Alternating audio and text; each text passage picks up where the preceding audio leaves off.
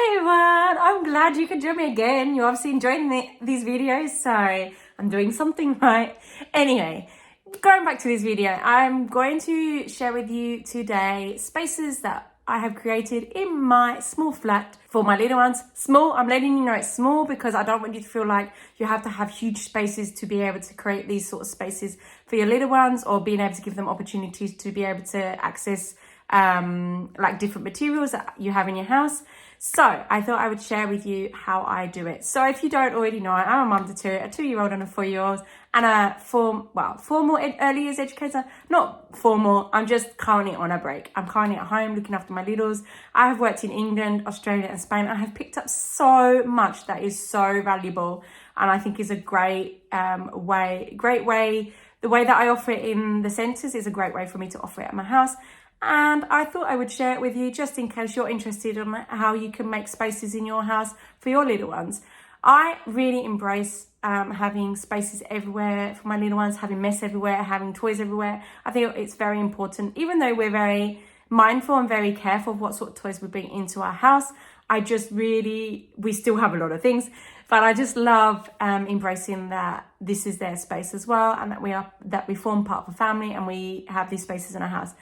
You don't actually have to do this if you don't want to do it. If you like to have your own spaces and you don't want them integrating into your living area or say your bedroom or things like that, that's okay as well. This is just how we do it, and this is how I love doing it. So if this is what you're interested in and you're wanting to find out ways that you can create spaces that foster independence, can be educational, just offer toys, being able to give them choices, being able to let them help and do things for themselves, now this is the video for you. So let's get into this video.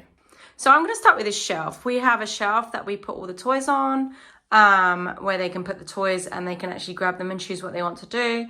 It's to promote independence, let them make choices basically. And what we do with this shelf is we rotate the toys. So as you can see, we've got the Love Every at the top with some Grimm's cars. Let me get closer. There goes rainbow. We've got a little board that tells us the weather and that and the days of the week, which we quite like doing. We've got some balls down here in a basket. Don't worry about the cables behind there. We're working on trying to get rid of them, but at the moment it is what it is. They don't really play with them anyway.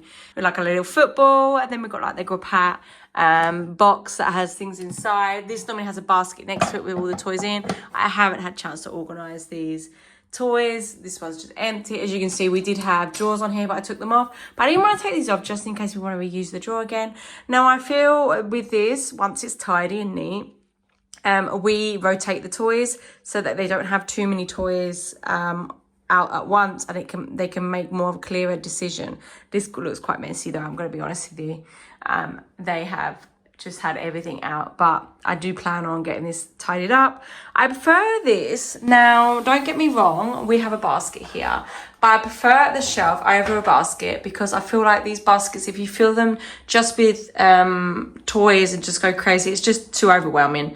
It's too, like, they can't think straight. But if that's how you do it, that's how you do it. I'm not gonna go against you. This is just how we do it. As you can see, these have got our connectors in and only connectors in, so that's where they'll find all the connectors. Then going up to this space, so we have the climbing frame behind the bed, which we can get out. This is a great spot for putting things. I love spots that you can put stuff. And then we have a shelf with, at the moment, these have got 3 books on. These are for autumn, as you can see. They look beautiful, don't they? We've got a library book, then we've got 2 books that are our books. As I said, I love putting books in different places in the house because it just gives them access to reading materials. It just gives them the opportunity to pick up a book wherever. So they have one in their bedroom, we have one in the living room. We also have one in our main bedroom, and they can just pick up books whenever they want. We also have this great whiteboard. As you can see, it's not very white anymore. I have to actually clean this off. They were using the pens on it the other day and I haven't had a chance to get around to it. But it's great for the magnetic tiles. As you can see, hang on. I'll just show it for that. So you can use the tiles, which I normally quite often will have in a basket underneath. as you can see there, and they could just take them as they need them and put them up there. I really recommend that you get some sort of, if you've got like magnetic tiles, which a lot of families have nowadays, because I think they're a really good open-ended, long-lasting toy. Definitely buy some sort of magnetic board that you can put up. This one's only from IKEA, and I think it was less than 20 euros. And this is great. They love it. They love making marble runs. They like making coin runs with the coins that are on the shelf. They love just building out. They love just making pictures. So yeah, I would definitely recommend some sort of metal board. And the plan is to get them some letters for Christmas, because my eldest is really into letters at the moment. Sometimes we'll have blocks on the floor if they don't quite fit on the shelf, or I haven't actually got around to cleaning anything, putting things away. Not cleaning so much, just putting things away, because they've got a lot of toys out and I need to kind of rotate them out now. Now, this is the main space. As you can see, I always have water on the table, so they have access to water. My little one has a bib on there just in case he needs it. But they always have, so they have these Stoke chairs. Now, would I recommend them? Yeah, they're very pricey. I love mine. However, they are very, very hard to clean. So if you get food in all the like crevices and things like that, don't judge me on this, but it's so difficult to get out. But do I love these chairs? Yes, I think they're a really good investment. We invested in them, so they've had them from Lidl, and they basically means they can access the table themselves. They can sit up the table, get up the table, take whatever they want to the table. So yeah, I do think it's good to invest in one of those children to adult chairs. You don't necessarily have to go for Stoke. There are cheaper alternatives, but yeah, I would definitely recommend investing in something that they can be really independent in. Then we have the space in the living room. So this is just like my odd basket that things go in that I need to rehome and put in places. This normally has baby wipes in it, but hasn't got any at the moment. They normally have a bottle of water on the side, so they can have access to water. So that's another thing for them to be independent. The water's all dotted around the house. They can drink it themselves. Normally we have some toys on here. Today we've got the pizza and the Love Every puzzle, which they're really enjoying.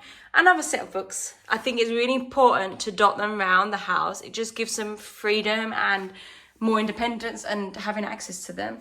And then underneath here we normally have, this is like the creative zone. So I have, as you can see over here, I have a chalkboard. And I have my egg carton. This is for the Play-Doh though. As you can see, they were playing with it with the Play-Doh. But anyway, so we have a chalkboard and some chalks. These were kindly gifted to us for a birthday. We love it. I would definitely like to invest in something a bit more bigger, because having two little ones with this one is really tricky. They always want to use it at the same time. And then we have a basket. I'll show you the basket. So I offer them a basket on the shelf, and it has things for Play-Doh in. As you can see, it's not very clean either. I just haven't had the chance to get around to actually have a proper like organisation of putting stuff away. So this has pencils, more pencils, some crayons, some Play-Doh bits, some paintbrushes, some scissors, and more Play-Doh bits. Play-Doh bits are all running. There is a pot of Play-Doh, I believe, on the shelf there that they could take off, and they can take this. They can either put this on the floor, or they can take it to the table, or they normally, what my little ones do is they will pick up a pot and take it to where they want to go. So I think that's really good. I never put anything in here that I don't want them to play with. So if I paint, I won't let them have the paint unless like someone's supervising, because it gets a bit crazy. So yeah, I only ever put things that I know that they are okay with. Like these scissors don't really cut anything apart from paper. So I'm okay with them using those. The crayons and the pencils don't seem to mark anything, so that's a bonus too. So yeah, they have freedom to that, and they know if they want paint, they can ask me for it. So yeah, this goes on this shelf here. And then next to this, they have where they have all the paper. So we have a lot of recycled paper that we've got from parcels. Then we've got plain paper that I've just put there. So this is the Play-Doh. This is their Play-Doh they have access to.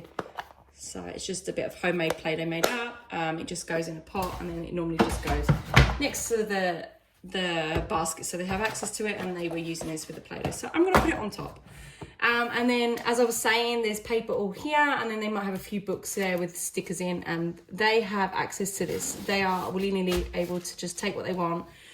And then I just add extra stuff when they need extra stuff. So that's that space, the space in the living room. Oh, you get the view of the bathroom, hey? So this is a step stool. They pretty much use this for everything. This is so they can have access to washing their hands. They can use it in the kitchen. They can take it wherever they want to access whatever they need to access. And then, oh, actually go back to the step stool that I just showed you. It means they can take it anywhere. And you don't actually have to spend a fortune on any sort of like standing material, especially if you've got small space. You want something that's small, something that's neat that you can put wherever you want. And then we have here, we have a selection of books again in the bedroom. So they have books, they have access to books always, as I said, freely, and they can pick up wherever they want. And they know there's a few places slotted around the house, so they know they can find something to do if they're like not sure what to do. Another space we have created is we have a basket where all the shoes go. So basically they normally have a pair each, or they might have 2 pairs each, and that's it. All the shoes underneath are shoes I need to wash and put away because they're from the summer. Now that we're starting to get the cooler weather, they need more of their winter shoes. So this is just in the corridor as we come in from outside. They just literally take their shoes off, they dump them in the basket, and that's it. They don't have to think about anything else. Now this works for us. It's a great way for them to have somewhere to put their shoes. It just makes life easier. They know where their shoes are going to be. They're not going to be dumped anywhere else. They're not going to move from here. And so yeah, that's what works for us. Now I hope you enjoyed seeing all my spaces. As you can see, all my spaces are not perfect at all. They are just spaces that work for us. Doesn't mean it's going to work for you, but I thought I would just share it with you. I hope you have a great week. Bye.